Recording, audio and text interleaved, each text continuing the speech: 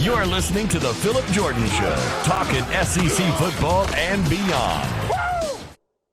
What's up, everybody? Welcome into the Phillip Jordan Show. I am Phillip Jordan from Last Word on College Football and 96.9 The Legend in Dothan, Alabama, where I'm the in-studio host and producer, Dothan Woods Football. Happy Thursday to you all.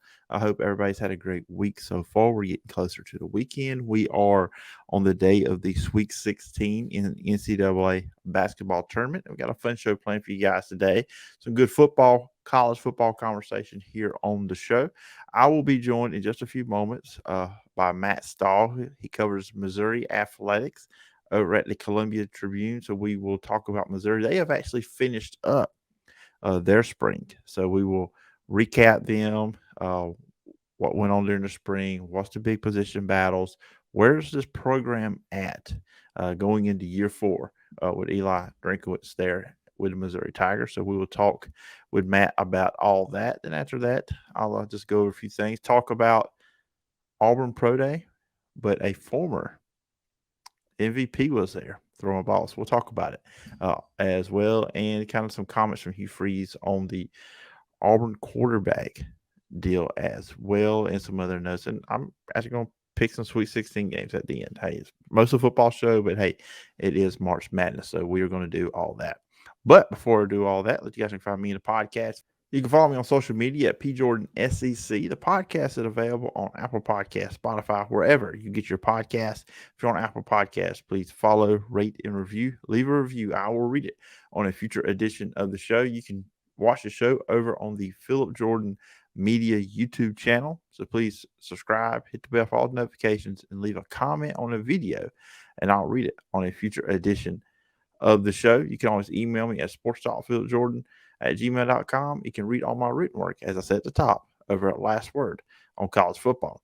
Now, no open like there usually is. We're going to jump right into today's featured guest. Everybody joining me today, we're going to be recapping the Missouri spring. Yes, the Missouri Tigers are already done with the spring. They were the first ones to start and finish the spring. Joining me is Matt Stahl. You can check him out as Missouri sports reporter at the Columbia Tribune. And Matt, I appreciate you taking out the time and coming on the show and recapping the Missouri spring. Man, of course. Thanks for having me. If you can really, call it spring, given that it all happened in the winter. Yeah, me and you were having some interesting conversations off air about our both agreeing that the way they do spring games is probably not the best. There's different avenues that they could be. All the teams could be doing this.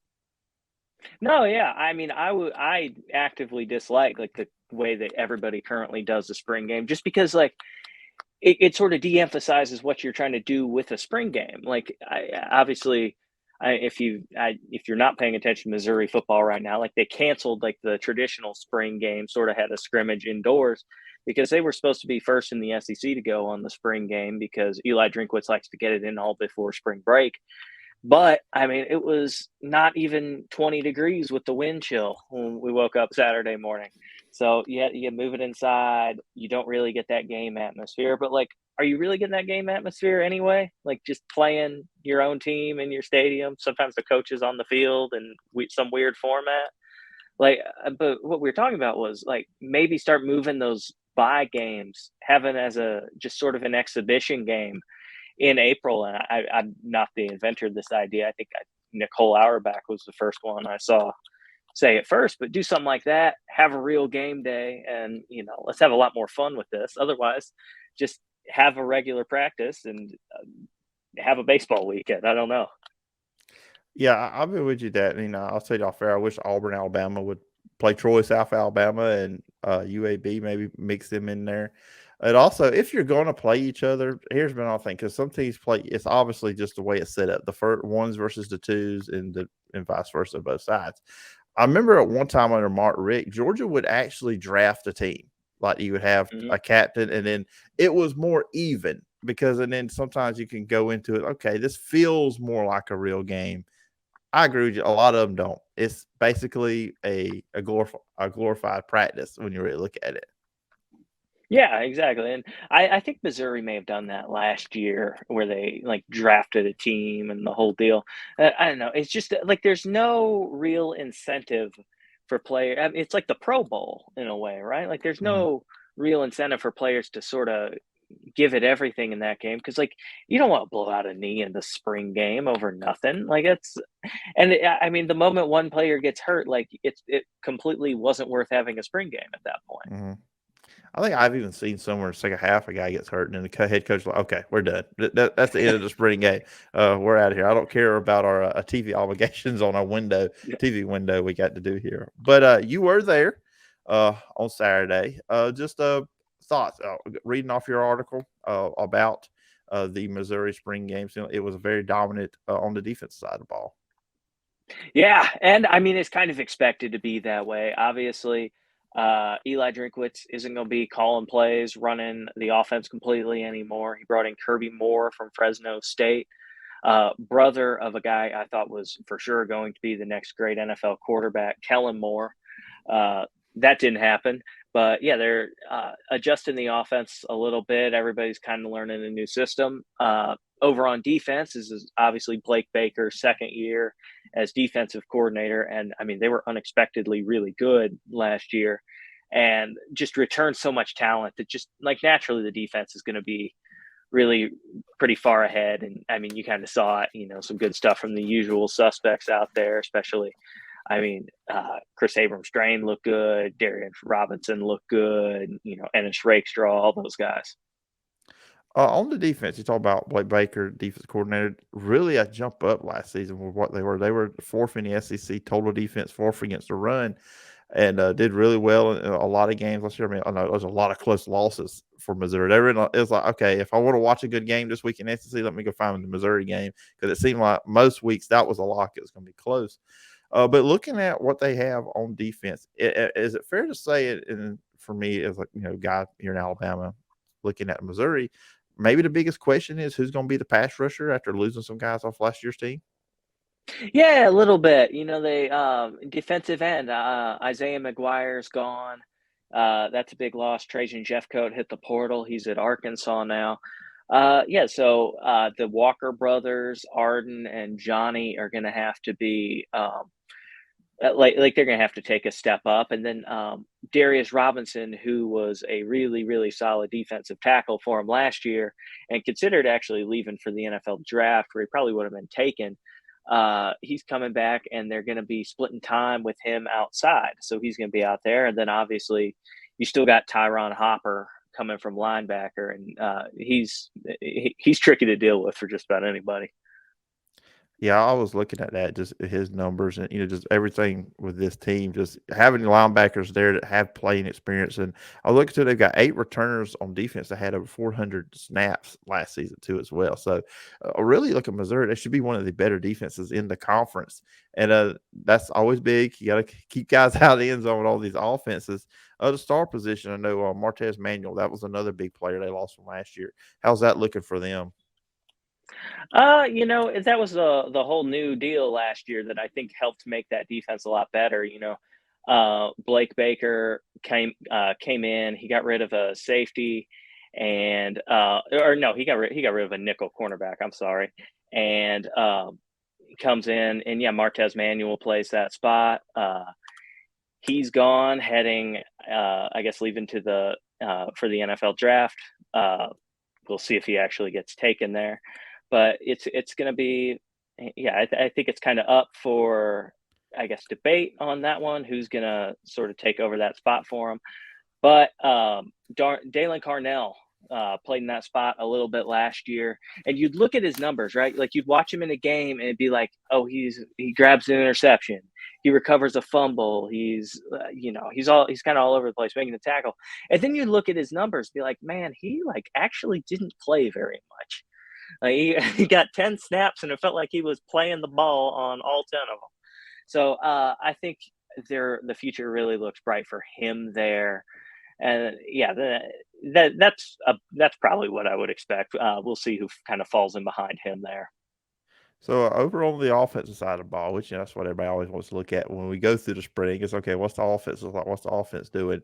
With new offense coordinator Kirby Moore coming over from Fresno State, one of the best offenses in the Mountain West last year, to average 31 points per game, over 400 yards a game. Oh, what have you seen from what you have seen in spring, and how different will the Missouri offense look with him as offensive coordinator? I think it'll look a little bit different. I mean, I don't know that it's necessarily wholesale changes, just in part because he hasn't brought in all of his players or whatever. But I think that what they're going to be looking for is some of those more like explosive plays. I think that was a big emphasis for them, and I think that's really going to help out guys like Luther Burden, who was obviously their big 5-star before last season. Played pretty well throughout the year, really, but I think yeah, the guy who just transferred to Georgia, who name I should instantly know because I've written a million words about him, but like just completely brain farting on right now. He's gone, which means Luther Bird moves over to that slot receiver. Dominic Lovett moved on to Georgia in the offseason. And Luther Burden's moving to that slot where they've made that's where the playmaker wants to be, I think, in this Mizzou offense. And that dude can play. So kind of regardless of who's playing quarterback, I'd expect to see some big things for him over the top. Yeah, well, Luther Burden, when I watched Missouri play last year, it was like he just didn't get the ball enough. It seemed when good things happened when he touched the football. There were just some games it's like, and it wasn't from lack of trying, but it's like, okay, like get this guy a ball because he scored touchdowns. He does anything you need. I mean, he's got so many different places you can put him, not just at the traditional receiver spot. So it's like, Missouri, get him the ball.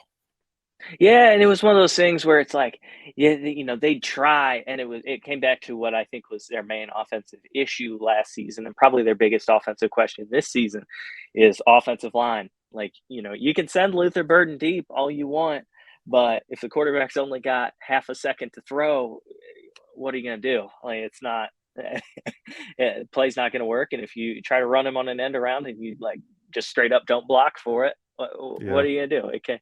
So I think that's an issue that's going to have to be solved first and foremost here.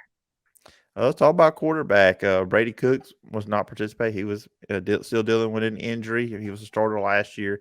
You got Jake Garcia coming in from Miami. He was a highly recruited quarterback coming out of high school. Then you have Sam Horn, who's a 2022 signee for Missouri. So what do you make of this quarterback situation with Missouri? Is Brady Cook, should he still be the favorite to be the starting quarterback come the fall, or one of the other two guys you think they can jump up and grab it? It's really unclear at this point because Brady's going to miss the entirety of spring. He tore his labrum in his throwing shoulder the Kansas State game, so I believe the second game of the season there, and then played with that all season, had surgery once the year is over. He'll really start getting back into throwing come April, so I don't think we'll know a whole ton about where he's at until sort of they kick back up in the fall. Then Sam Horn, who was on the team last year as the backup, played just a little bit in the New Mexico State game. He, right before spring ball started, strained his forearm. He plays baseball too for Mizzou. He's a pitcher. And he strained his forearm and, came out of the baseball game pointing at his elbow, which led to just abject panic for everybody following Mizzou for a few days there, but does not apparently need, doesn't need any sort of reconstructive surgery, just a forearm strain, but he doesn't have his full arm strength back. So it sounded like he's sort of just like you've seen the issues with that. Like he just missed a few throws he should have made. So really the only full strength quarterbacks they've had all spring are Jake Garcia, who by all accounts has looked pretty good, and Dylan Leibel, who's a walk-on that they brought in from a junior college, who, looked pretty decent in the reps with the fourth stringers that we saw of him. So I'd say at this point, I consider it completely wide open. So it almost just depends on how everybody heals up. Yeah, I was reading that too. I said, wow, not a lot of quarterbacks were available and, without injury here. Brady Cook, and the thing is with him too, I mean, he was their second leading rusher last year. with him. And I think toward the end of the season, he really started to come on, played really, really well. And then Missouri got bowl eligible. But with this offense with him, I feel like watching Missouri, the run game was always lacking last season. Like sometimes maybe too much pressure was put on him in the run game. And I guess that all ties back to the offense line. What's your thoughts on where they are with the running backs, the offense line moving forward to take pressure off whoever is the quarterback? Yeah, it really does. It kind of comes back to that offensive line issue. They weren't getting hardly any blocking there, which is how Cody Schrader was really able to come on throughout the season, just because Cody Schrader was the person most likely to run that thing up the middle, and if there were 3 yards, he was going to get the 3 yards. He wasn't going to fumble the football. This year, if they can, deal with some of those issues, they got Cody's coming back. I'd expect him to keep playing. He's a pretty solid running back. I'd expect him to continue to get his playing time. Tavoris Jones, I believe, is a redshirt freshman or a sophomore. He was a 4-star recruit. Got hurt literally the first practice in fall camp. So just like a hamstring strain kind of deal and everything. It just nagged him. He never really got settled on the field. And then Nate Pete has also come back, and it's an interesting thing with him. I just don't think I sort of think he mentally had a really hard season last year, because you think back to that Auburn game, which I've started calling the Hell Bowl, just because it was such a just kind of terrible football game from both sides, where after teams, they just punt back and forth all game, going to overtime. He's the one who fumbled into the end zone, and essentially Auburn recovers. Auburn wins the game, and I don't think he ever really recovered mentally from that moment. But he's a Rockbridge High School product from here in Columbia. He's a really solid player by all accounts. So if he can sort of get his mind right and get some blocking, I expect him to contribute in that as well. And then, you mentioned Brady Cook, really solid runner, really. The reason I think part of why he came on was once Eli Drinkwitz started calling plays and stopped calling plays, handed it over to Bush Hampton. I think things really simplified for Brady. They used maybe 1 or 2 reads and then just take off up the field. There was a lot less just decisions for him to make while under that duress from the offensive line. So I think that's sort of why you got to see him turn into, just a really pretty good straight line rusher for him last season. Yeah, you mentioned that Auburn game. As a guy that's the team I write about last word is Auburn. That was the game where I said, I think Brad Harsin needs to go, because on that, I don't know if you remember it, late in the game on that 4th down attempt they made instead of kicking a field goal, when he just went for it. I'm like, is he trying to get fired? That was kind of like my thing with some of the decision making. I'm like, does he purposely asking Auburn to fire him after this game? So trust me, I'll remember that game all too well, because I was like, Auburn. I made a list before that game of all the coaches Mizzou had got fired since joining the SEC, and I looked at my page view numbers during the game, and it shot way up. So, like, oh boy, things look grim here. It was one of those games. It did not feel like there was really a winner. It just felt like there was somebody just lost and the other team didn't lose, but it didn't really feel like Auburn won that game. No, I covered that game on zero sleep, because the night before I meant to fly into Atlanta and drive to wherever, like Columbus, Georgia, wherever I was staying for the night. The Atlanta airport ran out of rental cars, so I ended up at 2 a.m. getting to the Sleep Inn in Atlanta where I was staying, and I got a room next to a crying baby. Got up at 6 a.m. the next day. I say got up because I didn't sleep at all because of the crying baby. Got a rental car, drove to Auburn, covered that game on zero sleep. It's one of those things. I think it was good experience, but it was not a good experience.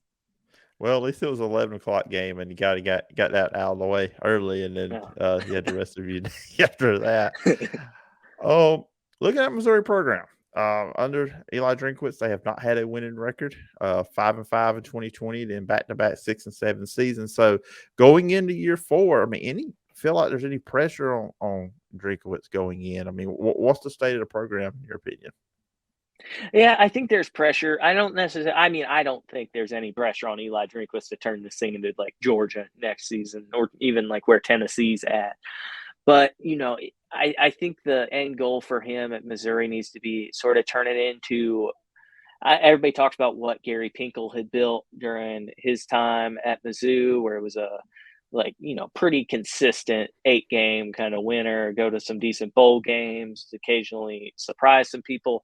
And really, a more recent comp to that has been really what Mark Stoops built over at Kentucky.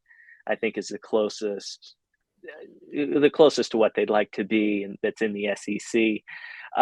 I mean, it's just in a tricky spot, right? Recruiting to Columbia, Missouri, out of an SEC base is really, I think, a difficult thing.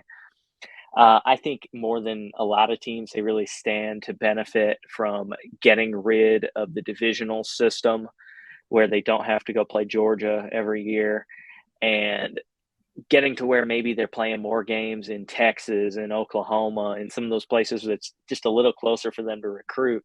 Because like you look at the prime, like Gary Pinkel years, like all those dudes you remember from those days were like 3-star recruits out of Texas. Like, Chase Daniels pulled out of Texas, Witherspoon pulled out of Texas, like all those dudes.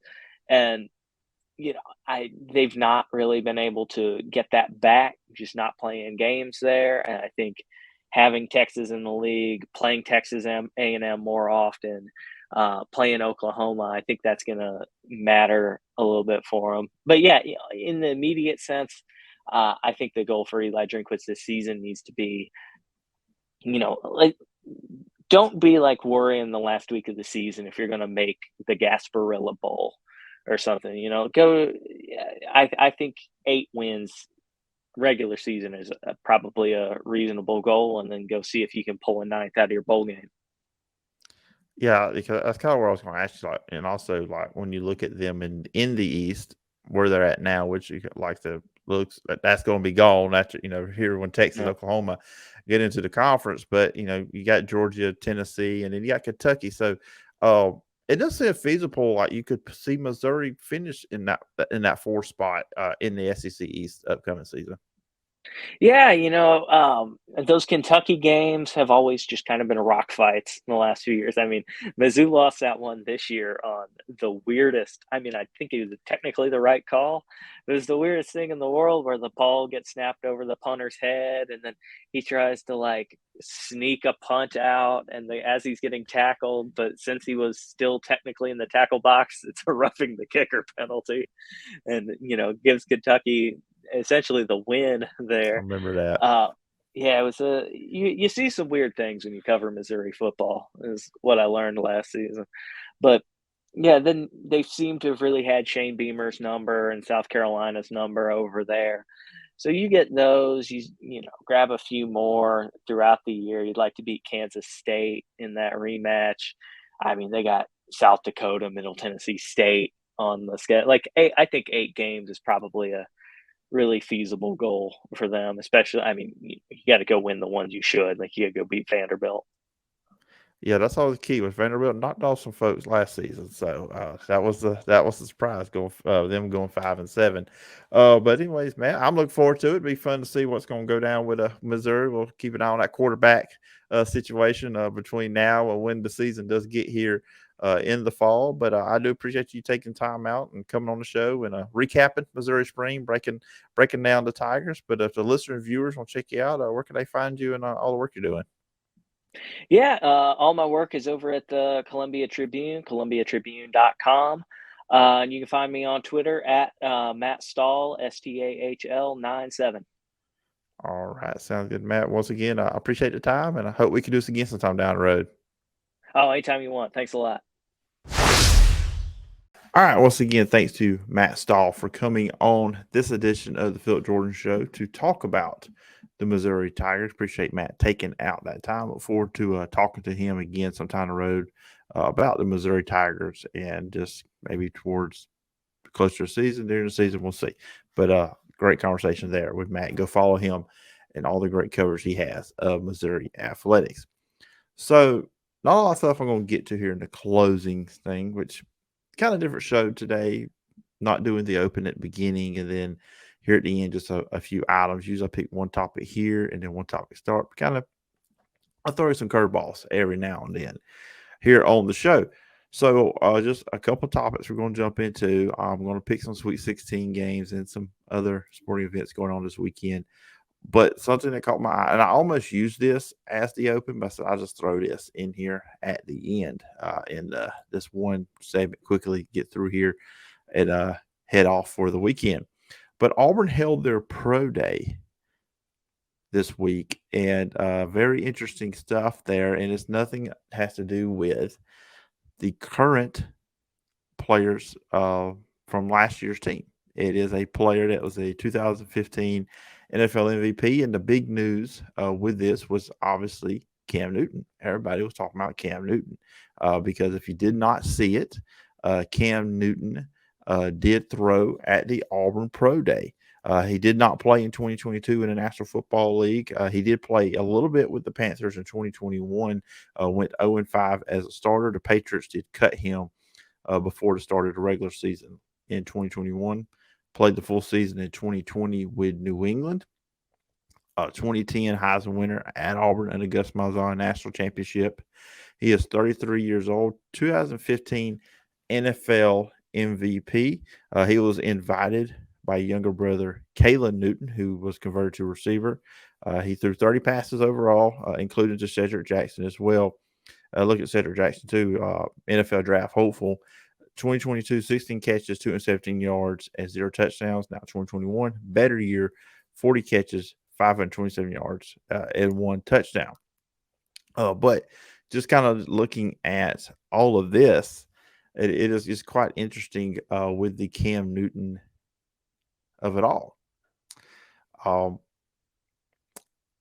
The problem I have with this, and let me say this, I have no issue in a player trying to better himself, trying to get attention. He wants back in the league to show your talent. I have a problem from the Cam Newton side of this thing. And you have a guy, obviously he was invited by his brother. He also threw to Jackson as well. So no issue there. No issue at all. He was not the only one that was throwing. Holden Garner threw some passes too during the pro day. But Auburn on their side, they really promoted this very, very strongly. And the only issue I have is the players that are going into the NFL draft felt like they were pushed to the side a little bit, especially by the Auburn social media. I really would prefer they focus more on that and not Cam Newton. I'm not saying don't publicize or don't advertise or whatever you want to say that Cam Newton was there, but I feel like they went over the top with it. And I think that's good from a recruiting standpoint. To be honest with you, like, oh, okay, so if a former player comes in and throws it, I know Cam Newton's not just a normal former player, one of the top Auburn players of all time, greatest. I'm not putting it on top. That's Bo Jackson. That will always be Bo Jackson. But it just kind of rubbed me the wrong way a little bit that social media went really heavy into Cam Newton and not as much into the other guys. But like I said, I have no problem with Cam Newton being there, throwing. That doesn't bother me at all. He got invited. It's an opportunity. He didn't talk to any media while he was there in Auburn. But still, that was kind of an interesting deal there with the Cam Newton side. Now, okay, I'm not going to go over all the players that were participating in Auburn's Pro Day. Obviously, the heavy hitters are, first you got Tank Bigsby. He weighed in at 5'11", 215, 40-yard dash. He improved on his NFL Combine time. At NFL Combine, it was a 4.56 seconds. Here, it was a 4.45. So, and he talked about that. He did not feel good about his time there at NFL Scouting Combine. So, he was in the interview, press conference, media thing he did there at Pro Day. He talked about that. So he was happy about that. He also wanted to show his ability as a pass catcher. This past season, Auburn had 30 catches for 180 yards. Overall in his career, only 62 catches, 448 yards. A lot of short stuff, a lot of around scrimmage, screen passes, stuff like that. So when you show his route running ability, which becomes more of a factor when you get to the National Football League. We know what Tank Bigsby is as a pure running back. 2,903 yards, 25 touchdowns overall. And then you had Derek Hall, which is going to be the first Auburn Tiger selected in the draft. He participated in some D-line and some linebacker drills, projected as a first. late first, early second round draft pick, 47 games at Auburn, 146 tackles, and 19.5 sacks. Now, some other players that did, like I said, I'm not going to go over, but some other players for Auburn that did participate in Pro Day was defensive end Marcus Bragg, defensive tackle Marcus Burks, kicker Anders Carlson. Strong leg, the accuracy was an issue with him. He's coming off some injuries. Now, his brother's there. Daniel Carlson's in the NFL. We'll see what Anders Carlson gets. Like I said, strong leg, but he's not as accurate as a kicker as his brother. And didn't seem right this past year either, coming off that injury. Center Brandon Council, defensive tackle Morse Joseph, edge Iko Leoto, and he also had other defensive lineman Kobe Wooden there. Derek Hall was asked about them. He worked out with them. Very complimentary of his teammates. Those are two guys that are good pass rushers too. Iko Leoto was a really good pass rusher for Auburn. Unfortunately, injuries did end and shorten his last season there. A linebacker, Owen Papo, which was very impressive at NFL Scout and Combine. Tight end, John Samuel Shanker, and also offensive tackle, Killian Zaire. So those are some Auburn players that did participate there in the Pro Day. Let's see what happens with them. Alabama and Kentucky have their pro days later in the week. So perhaps we'll see how the weekend goes. What we want to talk about on one of next week's shows. I'll let you know, and we'll see what goes on there. Will Levis, Bryce Young, obviously, are going to be the headliners with that. Now, Auburn is coming off their first scrimmage. Going heavy on Auburn stuff here. Obviously, quarterback stuff is a big deal, a big thing with what's going on in spring. Everybody wants to know, what is Auburn going to do when it comes to quarterback? They attempted into the portal. They were not able to grab anybody. So your top three guys right now are Robbie Ashford, TJ Finley. I know Auburn fans or college football fans, you probably forgot he was even on the roster at Auburn. And then also Holden Garner. Now, I wrote an article a few weeks ago at Last Word on College Football about the quarterbacks. You can go check that out. But Hugh Freeze was asked about how the quarterbacks have looked. And I want to play some sound for you guys. This comes from AL.com, from their YouTube channel. But I wanted to play a little bit of sound of Hugh Freeze talking about quarterback deal. They're very coachable. It's very new, what we're asking them to do. And truthfully, I wish we were further along after watching Friday's tape. But it's certainly not from a lack of want to, and I'm not even sure it's a lack of can do. I think we've got to coach it better, and hopefully we'll see a turn toward a better understanding of what we're trying to do this week. But again, I've been very encouraged by their willingness to listen and to be coached. So that was Hugh Freeze. Also would go on to say about Robbie Ashford, I think it's very hard to evaluate just how good he can be practicing the way we do, because you can't go live, you're not really hitting the quarterbacks. And he did talk about, like, when Malik Willis transferred from Auburn to Liberty when he was there, that you didn't really know what Malik had, because just the way, once again, and I quote there, the way they practice is difficult, but then you get out there in the games, live games, live contact, and you find out what's going on with that. So the quarterback is big. I'm still going to side with how I had believed that Auburn will get a quarterback out of the portal after this. I'm not saying that guy's going to be the starter, but I feel like the current quarterback room will not be the quarterback room when Auburn does get to the season, into the fall. He also said position that has a long way to go, quarterbacks and wide receivers. Very, very raw there. So receivers and quarterback, big thing, because the passing game, Hugh Freeze in his pass, quarterbacks, how they like to get the passing game going. Very intriguing what's going to go down with that. Now, he did say this Friday will be big. They're really going to get after it a bit this Friday. It'll be a more situational stuff. He said the scrimmage they had last Friday was more like another practice. So it wasn't as much as a scrimmage as you would think. And, of course, A-Day will be on April 8th. Talk quarterbacks there, too, as well. SEC quarterbacks, just kind of looking over what the conference looks like. So I kind of like divided it here in my notes.